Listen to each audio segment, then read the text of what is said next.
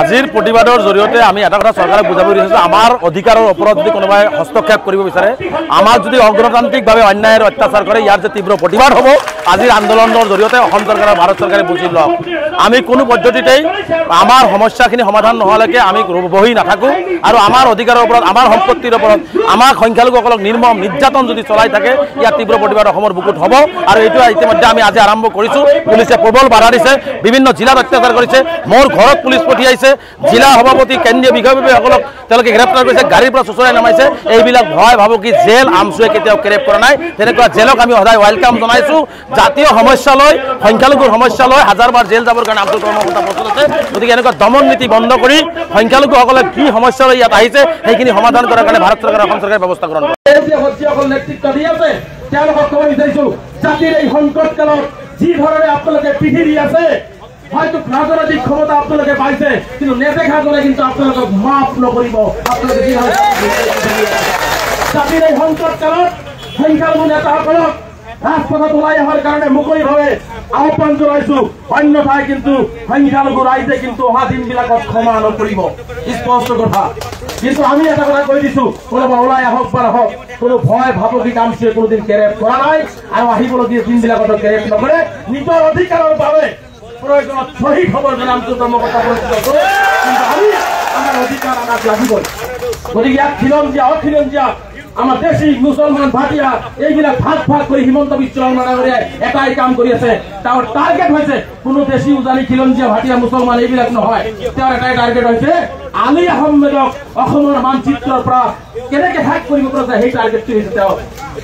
গতিকে বহুতে ভাবে যে আমাক খিলঞ্জীয়া মুছলমান কৰি দিছে, খিলঞ্জীয়া মুছলমান কৰি কি দিছে, বসুন্ধৰা মাটিত নাম উঠিছে উঠিছে মুছলমানৰ হিন্দু মাটি কিনিব নোৱাৰে, শিৱসাগৰতো কিনিব নোৱাৰে, বঙাইগাঁৱতো কিনিব নোৱাৰে, ধুবুৰীতো নোৱাৰে। চেম বেআইনী কাম এটা কৰি থৈ দিছে, শিক্ষাৰ পৰা বঞ্চিত কৰিছে। গতিকে ইয়াত কোনো ধৰণৰ খিলঞ্জীয়া অখিলঞ্জীয়া মুছলমান নহয়। হিমন্তৰ এটাই টাৰ্গেট হৈছে অসমৰ ধৰ্মীয় সংখ্যালঘু টাৰ্গেট।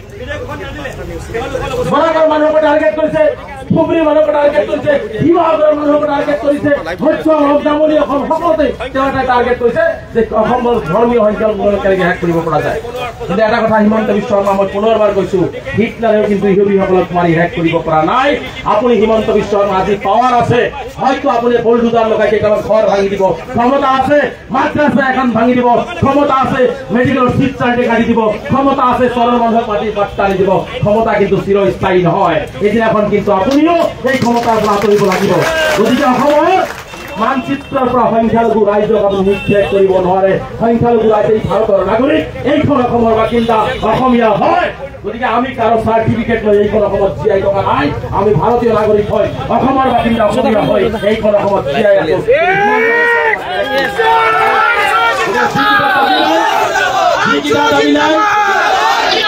যিকেইটা দাবী লৈ প্ৰথম দাবী হৈছে আমি এমেণ্ডমেণ্ট এক্ট 2025 আগতেও মনা নাই, আজিও নামানো, ভৱিষ্যতেও নামানো। আমাৰ পূৰ্বপুৰুষে দিয়া সম্পত্তিৰ ওপৰত নৰেন্দ্ৰ মোদী ডাঙৰীয়াৰ হস্তক্ষেপ আমি কেতিয়াও হ'বলৈ নিদিওঁ। দ্বিতীয় কথা হৈছে অসমৰ সংখ্যালঘুসকলৰ ওপৰত যি নিৰ্মম অন্যায় অত্যাচাৰৰ অসাংবিধানিকভাৱে অসমৰ সংখ্যালঘুসকলক হ্যাক কৰিব বিচাৰিছে, এইটোৰ তীব্ৰ প্ৰতিবাদ আমি সাব্যস্ত কৰি যামেই। আমি প্ৰতিজন ভূমিহীন মানুহক ভূমি প্ৰদানৰ দাবী উত্থাপন কৰিছোঁ।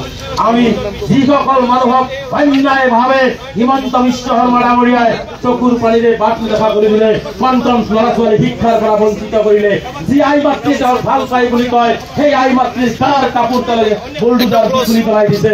সেই আই মাতৃসকলৰ সংস্থাপন নোহোৱালৈকে, সেই শিশুসকলৰ শিক্ষাৰ অধিকাৰ নোপোৱালৈকে সংখ্যালঘু ছাত্ৰীজনৰ অবিৰত সংগ্ৰাম অব্যাহত থাকিব। যদি হিমন্ত বিশ্ব শৰ্মা ডাঙৰীয়াৰ হিম্মত আছে, আমচুৰ গণতান্ত্ৰিক আন্দোলন বাধা দি যাতে দেখুৱাই দিয়ে। গতিকে মই পুনৰবাৰ সকলোকে আন্তৰিকভাৱে ধন্যবাদ জনাই মই